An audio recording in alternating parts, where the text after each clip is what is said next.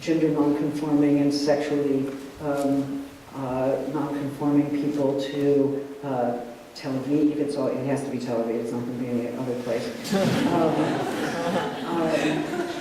And to bring them there, to show them the rights and freedoms that are enjoyed by gay, lesbian, bi, trans people in Israel. And it's a cultural appeal, it's an anti-boycott appeal. It is one of the stronger appeals that the state of Israel has made to reverse the trend of the boycott. And one thing it does is it splits a certain kind of liberal left on this issue. But we have to just look a little bit and see what precisely is being said. The first thing is being said is that rights and liberties are enjoyed in Tel Aviv late at night by people like you.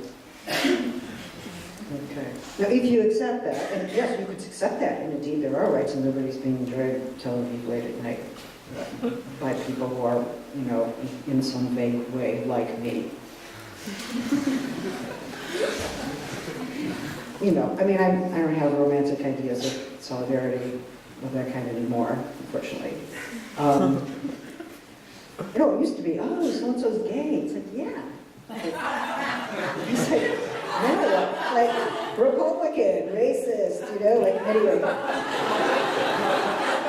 So, and I do struggle, I still struggle in that movement, and I am part of that movement, and I will always be part of that movement, and I just helped win a great lawsuit in the Inter-American Court in South America, so I'm there. Don't think I'm not. I am. But what does it mean to be appealed to and say your rights and liberties you can, like other Israelis, enjoy your rights and liberties and your pleasures late at night in Tel Aviv? It means that you will go, if you go, and enjoy those pleasures, knowing full well that the entire structure of that city and that country and that economic and political life depends on the systematic disenfranchisement of an entire population of their rights and liberties. And one can overlook it. Oh, I can't deal with that politics. That's too hard. Like, do I have to think about that? I'm just trying to have a good time. Yes, you have to think about it. You have to think about it.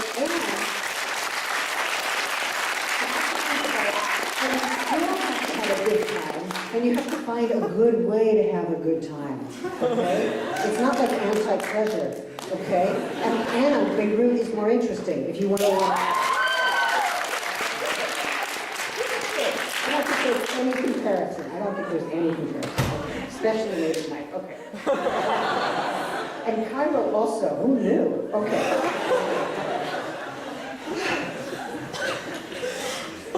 Okay.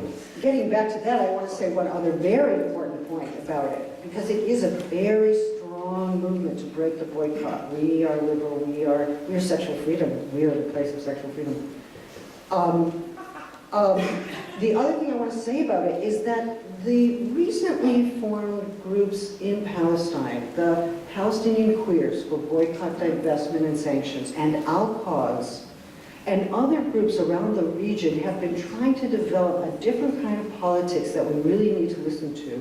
And that's a politics that basically says that occupation is unacceptable, and homophobia and transphobia is unacceptable, and we want a large enough politics that's going to really work on both and not assume that homophobia lives in Palestine and doesn't live in Israel. Let's remember, there are a lot of right-wing religious people in Israel who are very profoundly homophobic, and there are lots of ways of handling and living with sexuality and gender within Palestine that don't always conform with our ideas of outness, but are viable modes of life, okay, and important modes of life with their own set of values. So we need a broader picture here, and we need a broader struggle. Why would anyone say, oh, I guess I will just struggle to dismantle the occupation but accept homophobia and transphobia, or maybe I'll just struggle to get rid of transphobia and homophobia, but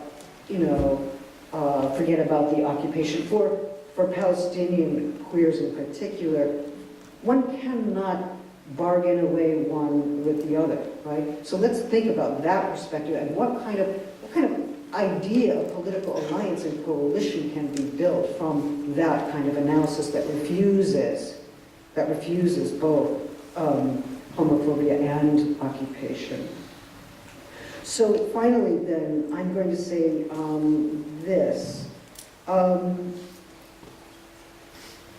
want to say that it's important to note that the BDS National Committee focuses primarily on economic sanctions and pressures in light of what is understood as a failure of the United Nations and what we could call more broadly the international community, a very problematic idea, the international community, but we're going to call it that for a moment, more broadly to implement its own resolutions and findings.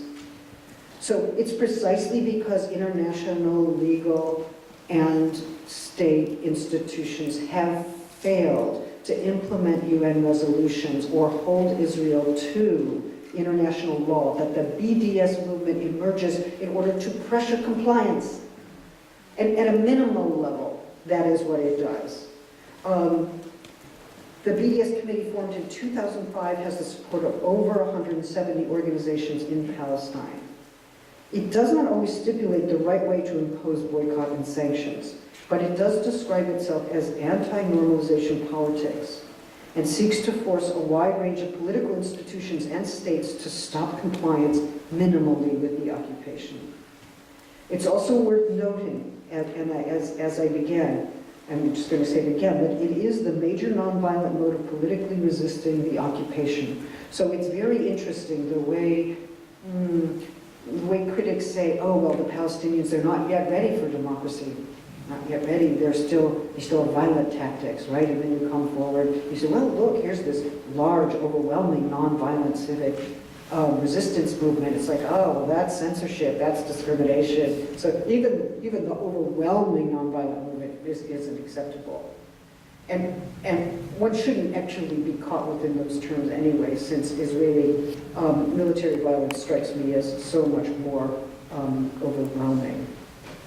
But what I do want to remind you is that the BDS movement is understood as one that is formulated as part of a struggle for Palestinian self-determination. To join the movement, then, is to join with Palestinians who are trying to chart the course of their lives, who have not been able to do so under occupation, as damaged citizens, or in a state of expulsion. They are those who are having to find tactics to enforce principles of justice precisely where national and international laws have failed, national and international institutions have failed to enforce those laws. And the BDS movement is a call, it's an appeal to those of us who are on the outside to join, to offer solidarity. And in joining and in offering solidarity, we respond to that call, and in some ways we are responsive. We are responsive to the call, and we assume a certain kind of global responsibility through that responsiveness. Of course, there will be many who find that they can support BDS only partially or in different ways. And I think it's better that we have a proliferation of movements than only one. At the same time, I think we probably miss something fundamental about the importance of BDS as a movement if we fail to understand it as the enactment of Palestinian determination, self-determination, right? If we start saying what boycott should look like from the outside, right? And that comes into conflict with what Palestinians are saying it really should be. That's an interesting conversation, and many people will have that conversation. But I think we have to remember that, at least on the outside, if we are not Palestinian, we are being appealed to join. We are being appealed to enter and to support their struggle for self-determination. That means not determining what their struggle for self-determination can be, because if we determine what self-determination is for them, then we undermine their self-determination, right? Doesn't mean that we do whatever they say, right? No. You know, you write to Omar Barghouti tomorrow morning with an argument, he'll be back in touch with you by the afternoon with the argument, and you will be stuck in that argument for 5 years. And it's great. I mean, it's changed my way of thinking. But believe me, it's not as if it's not give and take. But let us remember, as some of you know him. Okay. So what I want to say is that it doesn't make BDS into a separatist enterprise. We are asked to join, we join, but we join within a framework in which Palestinian self-determination has been systematically denied or co-opted. So BDS is, in my mind, the contemporary form taken by the movement of nonviolent Palestinian self-determination, and it is also an appeal to those of us on the outside to join them in an act of solidarity and support. It's perhaps a paradox to support the people in its struggle for self-determination, but my suggestion is that we have to understand BDS precisely as this appeal, as this call. It is something we must hear, it is something we must listen to and analyze. We have to hear it, we have to respond to it, and we have to find modes of solidarity that work for us, even if they are only partial, in order finally to open up the possibility of freedom and justice for the first time for Palestinians since 1948. And that's our hope, and that's our struggle, and that's why I'm here. Thank you.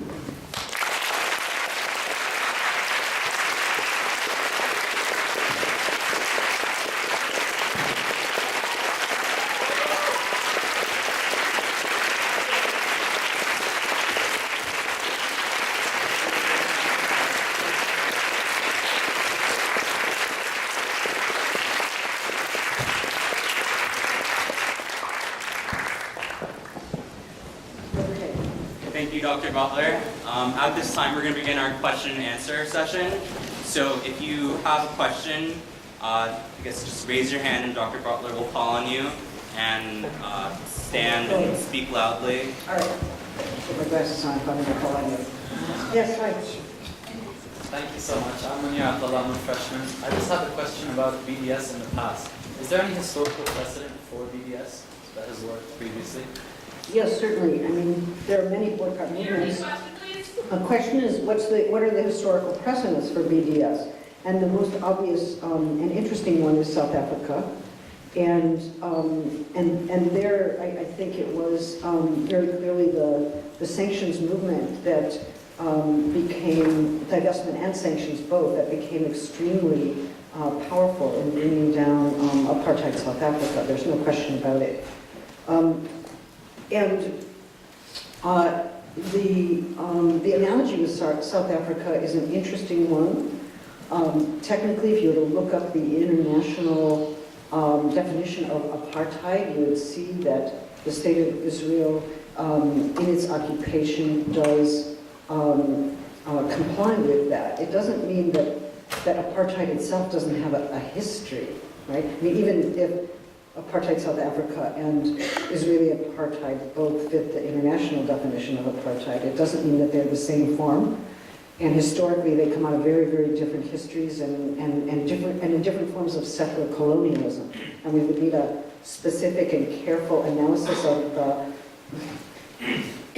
geographical and historical differences among settler colonialisms in order to be careful about that analogy. So I'm less fond of the analogy, but I have a problem with analogy anyway. But I'm less fond of analogy than some other people. But I think that is an extremely important one.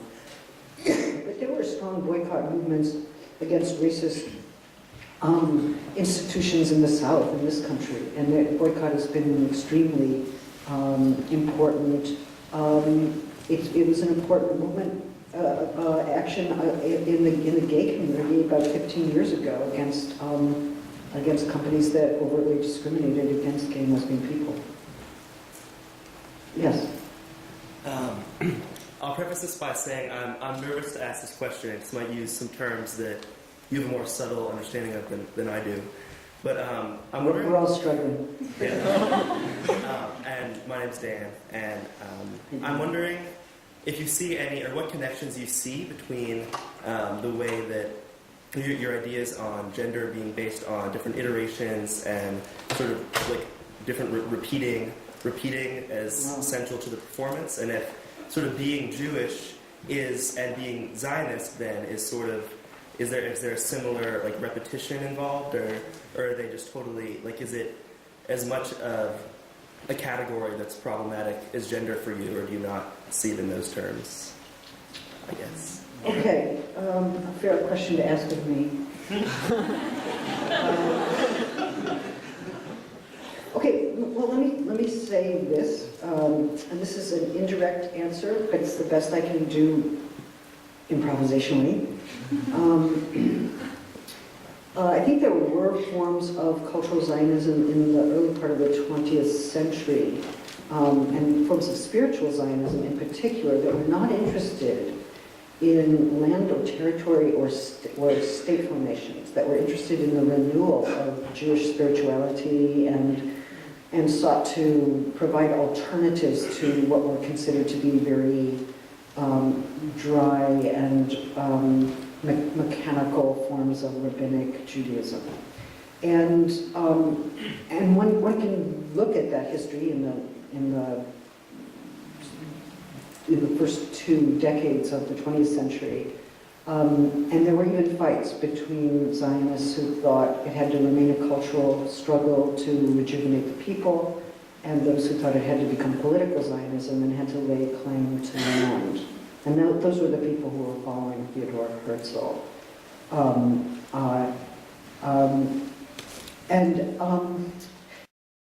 So there was a time when Zionism was actually anti-statist, right? It was against, there were forms of Zionism that were against the state. And I even think that within the state of Israel one could find left Zionists who opposed Jewish sovereignty and demographic advantage both, and that they constituted a small minority up until about the 1967 war, and now there are about 50 of them, and I know them.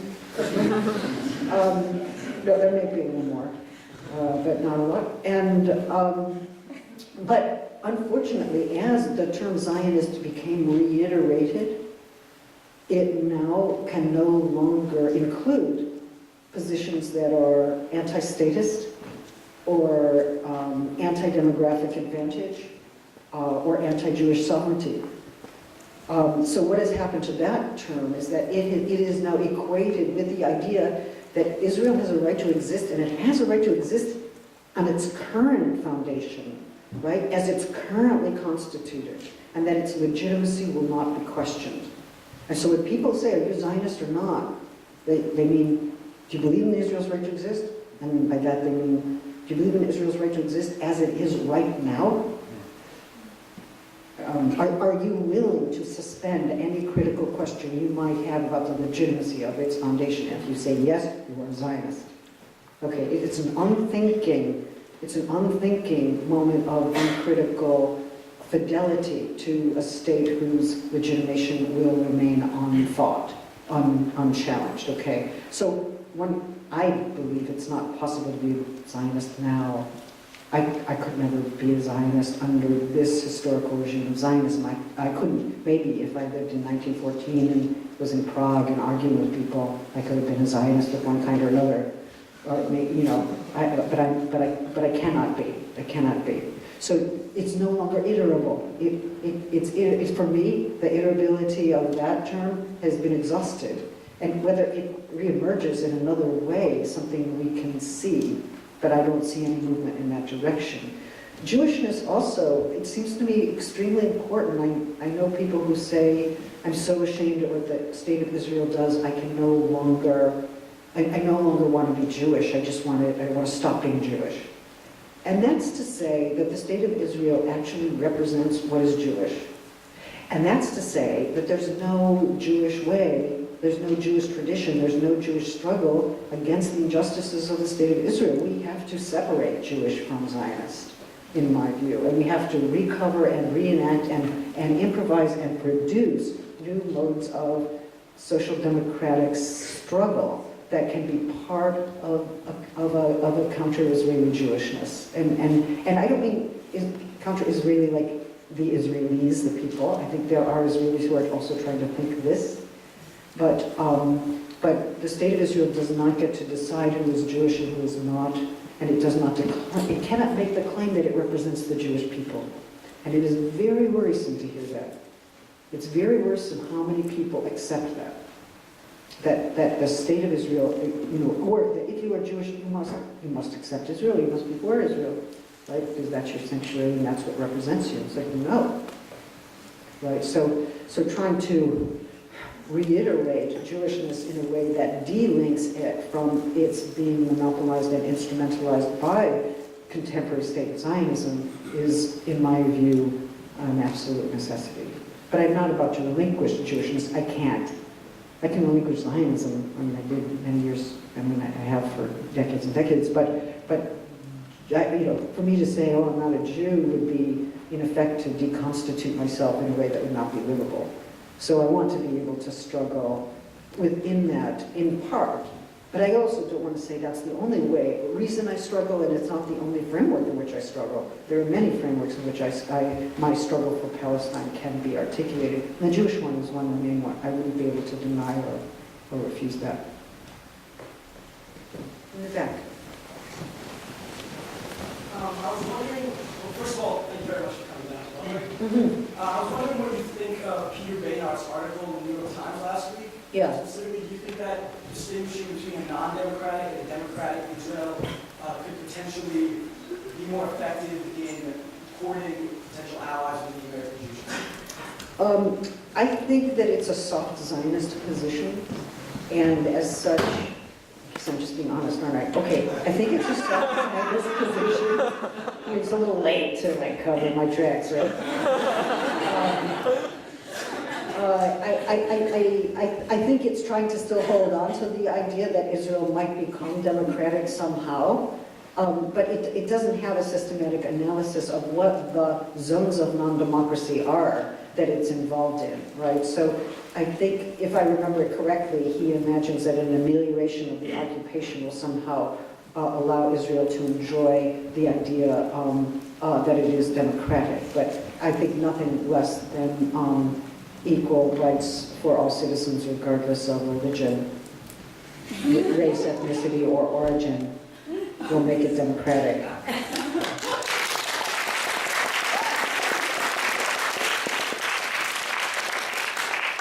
Yes, back there. Hi, Glenn. I'm wondering if the means to achieve justice in Israel and Palestine is through BDS. To what extent does that purely economic approach address deeper cultural issues and reframing the cultural debate in a way that will allow for cohabitation and justice? Yes.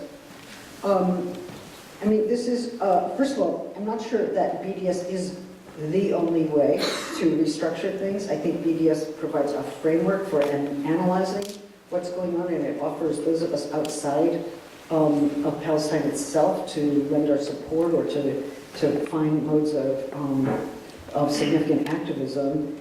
I don't think it's the only thing that can happen. And I think right now the struggles over state formation are extremely interesting to watch. And people who are involved in BDS have an array of views on that issue. So I'm interested in that. But what you're raising is a question that many people are concerned about, and they say, well, don't there need to be ways of achieving mutual understanding between Palestinians and Israelis, and then slowly through cooperative life or through encounter groups that get sustained over time, a new ethos will emerge, or a mode of living together that would organically then produce a different kind of polity. And that was certainly Martin Buber's idea a while ago. In A Land of Two People, you can see his idea of cohabitation. Unfortunately, he also accepted a colonial role for the state of Israel and understood it as benevolent and necessary. So it kind of undercut his discourse on binationalism in an important way. So and it opens up a question, like, would there be a way to do that would somehow not presume or ratify the colonial structure? And of course there are villages within the state of Israel where Palestinian Israelis live with Jewish Israelis. There are a few, not very many, bilingual schools within the state of Israel where that kind of project takes place. There are encounter groups, there's Seeds of Peace, there are the bereavement groups, families from both sides who have lost children who come together. But in all of those cases, there are certain issues that cannot be talked about. So for instance, if you go find out what Seeds of Peace does, first of all, it makes everybody speak in English. You can't speak in your native language.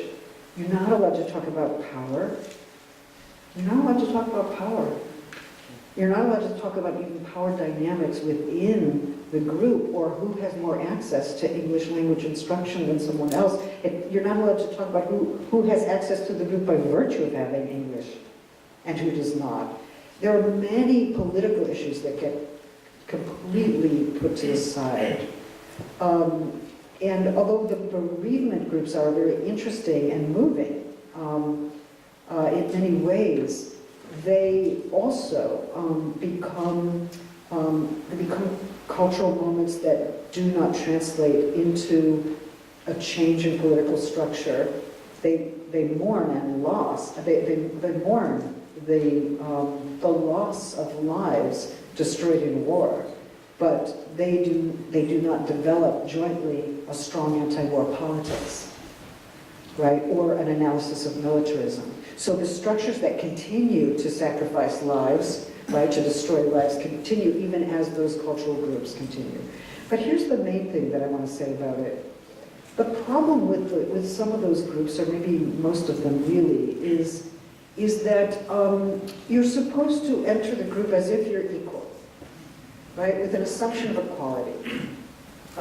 And what that does is it produces an as-if situation, a kind of make-believe, a hypothetical, where everybody is supposed to exist in this way, when actually the colonial relations are still intact, which means that you must disavow the colonial relations in order to act on the basis of equality, which means the idea of equality that's being instituted there disavows and hence ratifies the colonial subjugation, and we have to have a political movement. We can't have these band-aids that somehow keep everything in place and make people feel better or connected. And you know, there's nothing that's more important than bringing down that wall and getting rid of the military occupation of the West Bank for Palestinians to learn that maybe there are, you know, Israelis who are not soldiers, right? Because they don't get to see, they don't see any. I mean, the only ones they see are the ones who harass them daily, or you know, who killed their brother, or it's monstrous. So I mean, then we will, then once at least minimally the occupation is done, then we can start to ask what modes of living together are possible. In the meantime, our collaboration, our modes of working together, our means of coexistence is, I believe, BDS. I think BDS until the occupation comes down, and then you get to ask. Then you get to, and you will have built in the alliance, you will have built the foundation for further modes of coexistence. In the back. Thank you. You're saying that there's a potential for the political movement to grow for social and cultural connections, and I agree with that. But do you think that there's also a possibility for that to go the other way, that the sort of what are now apolitical cultural groups, the kind you were talking about, that those could evolve into political groups? Well, yes, and I think that does sometimes happen. It does sometimes happen. But when it does happen, it's because the power structure becomes explicit, not because it becomes neutralized or normalized. Yes. Hi. I was wondering if there's a particular reason why you say Israel and Palestine, because that gives the indication that there are two separate entities. Why not maybe say Israel-Palestine, because there is one sovereign power for the Mediterranean? Yes. I actually write it as Israel/Palestine. There's a little wall in there.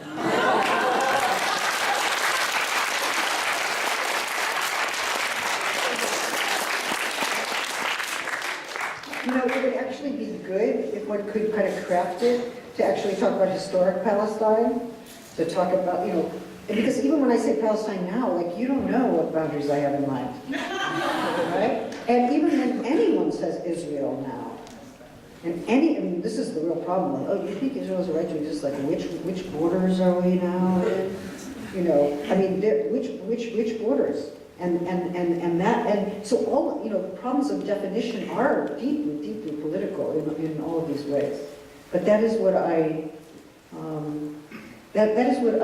that is what I'm trying to work with. And I'm also, maybe related to your question, is trying to think through what binationalism might be that is, that actually in some ways deconstructs more conventional ideas of what the nation is all about. And what kind of relation is that, the binational relation? There are some people, with really strong, and in BDS, we have very strong kind of secular one-state position, no national anything. They're not interested in the Palestinian national struggle. They're not interested in a nationalism. They just want a clear, neutral, legal organization. But I think that the critique of the nations, the critique of the nation is always easier to do when you've already had one and seen how monstrously it works, than it is if you have yet to have one. And the idea of the Palestinian nation is still an extremely important one for people who have never been able to really instate it. So, there's a huge set of debates about that. In the third row, yeah. Hello, thank you for being here. Thank you for that. I was wondering if you could talk to us about if there are any ways in which, like BDS or very differently from BDS, we could exert pressure on the US government so they would stop the funding for Israel.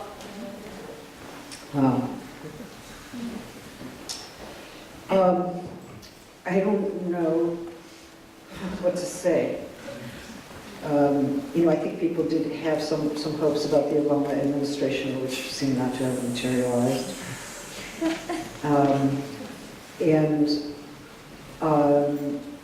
I think it is interesting that AIPAC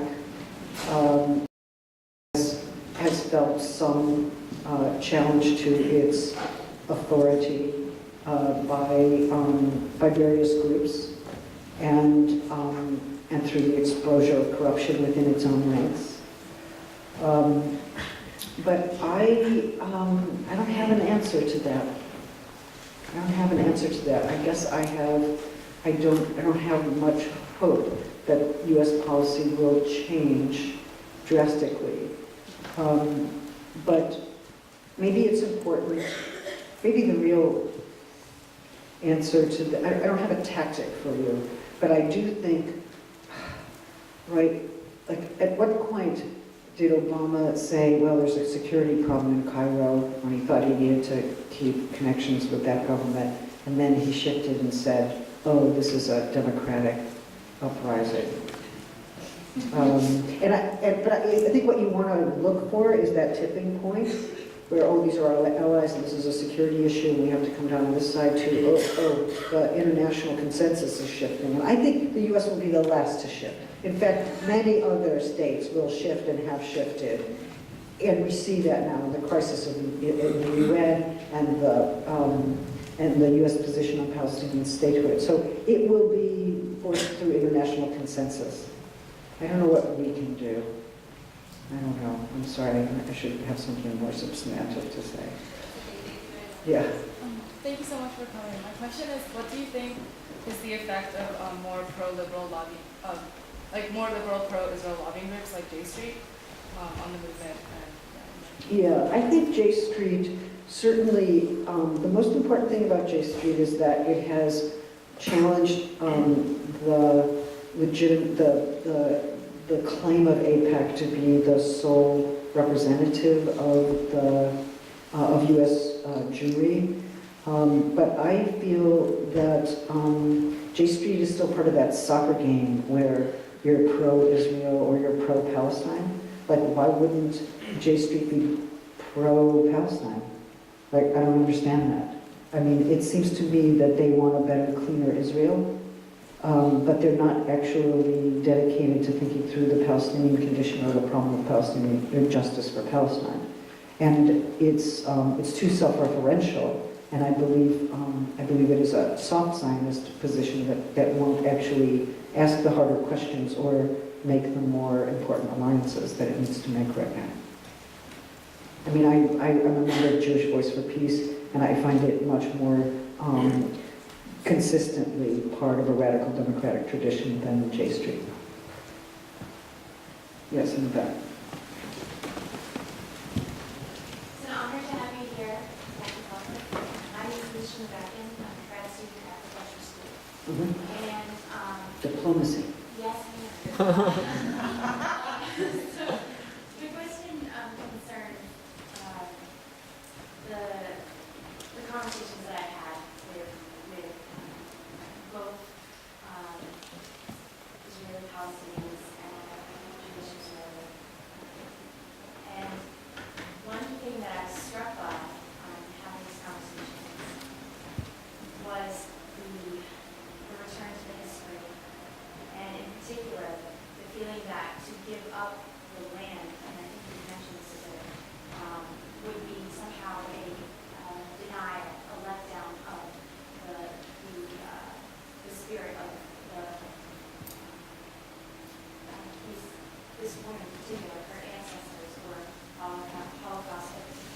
So I know you talked about Holocaust and wanted to do it again a little bit earlier, but do you have any thoughts in terms of how to move beyond that with people who are part of, who have served in the military in Israel, women and men, and who really cannot think any other way when we have conversations with them about this being something on their shoulders that they carry with them every day. And how to, I guess, intellectually, in a Gramscian kind of way, get past this sort of prison that they have in their mind. Yeah. Well, first of all,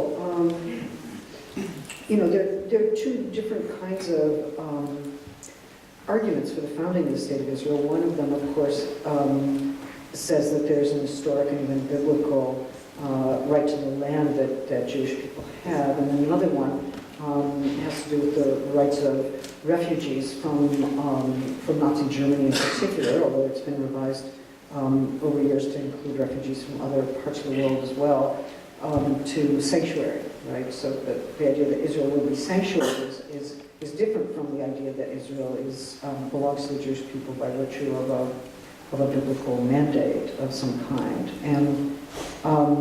And there are some other arguments as well, besides those two, but let's just note that those two are very different. And one of the arguments for taking the land was not biblical, but in fact, I would say Lockean. Like we work the land, therefore it belongs to us. If you work the land, it belongs to somebody else. It doesn't therefore belong to you. But it is like kind of a Lockean theory of labor or we brought superior instruments to irrigate the land, therefore it should belong to us because we have somehow brought superior technology to it. Many questions like that. I want to say that there are conscientious objectors within the State of Israel who refused service, and it seems that there's a renewal of that movement right now. There's a group called Gush Shalom, which includes many people who served in the military and became very critical of the military and became very critical of the occupation.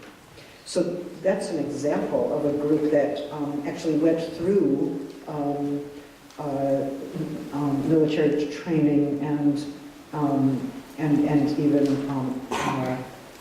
service, who ended up not feeling that they could think otherwise and did emerge into another form of consciousness than the one that you're describing.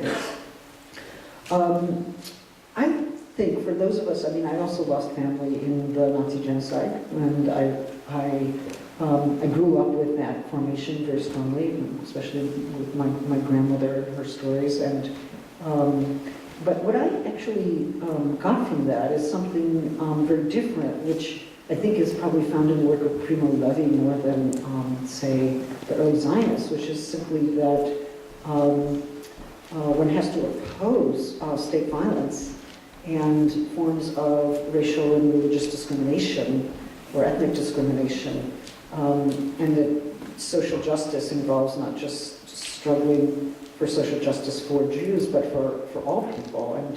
And Primo Levi had a great line. He said, look, the blood of Jews is, he's a chemist, you know, he said, look, the blood of Jews is not different from other people's blood. He said they're equal value, they're equal value. And one reason he objected to the bombings of Beirut in 1982 is that he felt that it was his obligation as a survivor of the Nazi genocide to oppose the brutal destruction of villages and livelihoods by state powers that were that were unleashing a military destruction on villages. So it's and cities. So I think there are a lot of ways of deriving a politics of social justice and an ethics of nonviolence, even from the Nazi genocide. And many Jews emerged from those concentration camps and those deportation camps having big arguments about Zionism, right? Big, huge arguments about Zionism in the deportation camps, and that's very well established. And some of them were communists. They didn't want it. They weren't going. You know, they weren't going to Israel. Some of them were socialists who thought they might go to Israel and be on the kibbutz, and others said, "No, I'm going to New York." Or trying to go back to Europe, going back to European cities and reclaiming their lives there, insistently diasporic. And there were many responses. And many different ethical and political positions that emerged from that. But it is true that we are, for the most part, taught by dominant media and film that the Nazi genocide led to and justified the founding of the State of Israel. And I think it's not true. It's not actually true. The Nazi genocide was absolutely abominable, and anything like it must be opposed at all costs.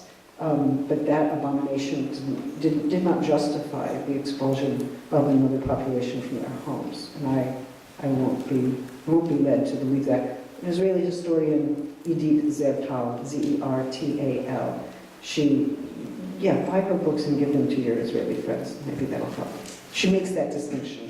What she says is that, in fact, it is a violation of the memory of the Nazi genocide against the Jews and other people. Let's remember, gypsies, homosexuals, communists, political dissidents, the disabled. It is a travesty to instrumentalize that loss to legitimate a state and its militarization, right? And its occupation and its modes of expulsion. And she makes a very, very clear distinction between the absolute necessity of marking that loss and keeping it distinct from any rationale for the Israeli state. I think it might be at the end of our... Thank you so much for your wonderful questions. We actually have time for one more question. All right. I'm going to take yours. Go ahead. Because I like your earring. You said earlier about this question, like if we should lobby the government. I've spent a little bit of time in Palestine, and after having been there, it seems to me that the Israeli government has every intention of trying to completely, if possible, ethnically cleanse all of historic Palestine. That's just my very strong feeling and belief. And having seen that, I really think that the only thing, in considering how much lobby effort has been made in relation to this issue and every issue, like so many issues that are bubbling to the surface of our collective reality these days, it seems to me the only solution in the interests of saving Palestinians and others from impending crushing borders. There needs to be immediately, if possible, a massive anti-government movement in this country against hierarchy, against the idea of anything else other than a direct democracy that connects us to the land that we're directly inhabiting and the people and communities around us. What steps do you think can be taken in order to create such an anti-government movement?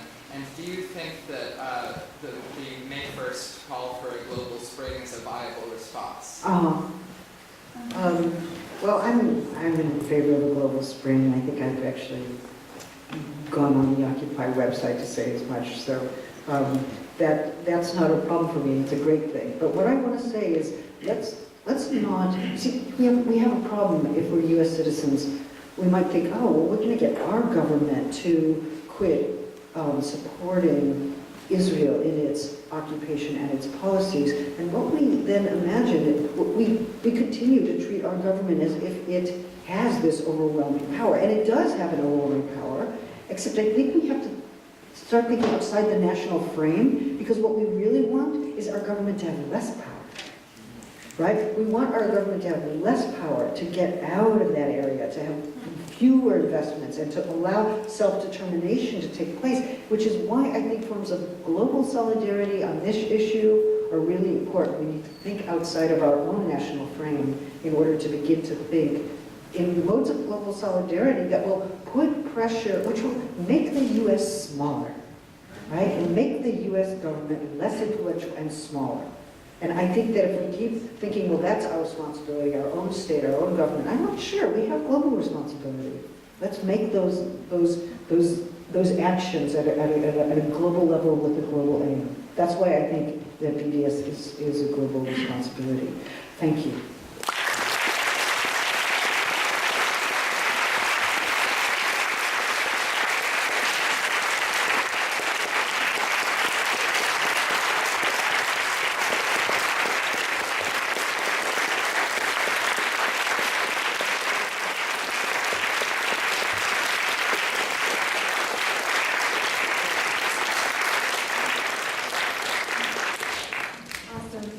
Hi everyone, my name is Amy Kubian.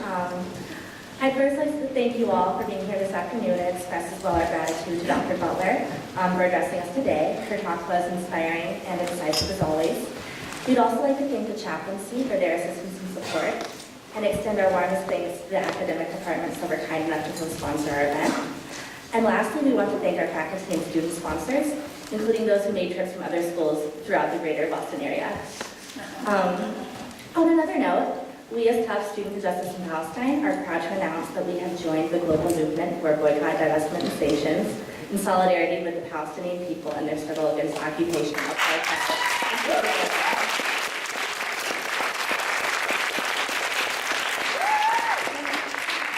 So on that note, we are presently circulating a petition addressing the mutual fund giant to pressure it to divest TUF's employee pensions from several corporations profiting from the Israeli occupation, including Caterpillar and Motorola.